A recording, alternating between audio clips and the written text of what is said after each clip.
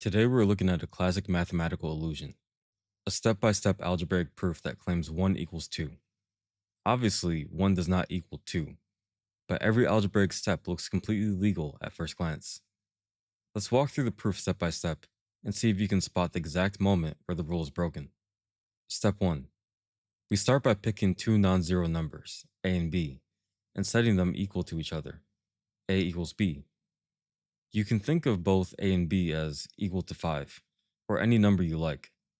So far, completely valid. Step 2. Multiply both sides of the equation by a.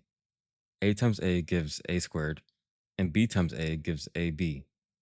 Our equation is now a squared equals ab. Since we did the same operation to both sides, this step is still 100% legal. Step 3. Subtract b squared from both sides of the equation. This gives us a squared minus b squared on the left side, and ab minus b squared on the right side. Again, as long as we subtract the exact same quantity from both sides, the equality holds. Step 4. Now we factor both sides. On the left side, a squared minus b squared is the difference of squares, which factors into a minus b times a plus b. On the right side, factor out the common term b, which gives b times a minus b. Our equation is now a minus b times a plus b equals b times a minus b. Everything still looks completely sound. Step 5. Notice that both sides contain the common factor a minus b. Let's divide both sides by a minus b to cancel it out. The a minus b terms cancel on both sides, leaving us with a plus b equals b. Remember our very first assumption, step 1?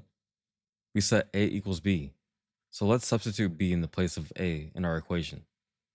A plus b equals b becomes b plus b equals b, which simplifies to 2b equals b. Now divide both sides by b.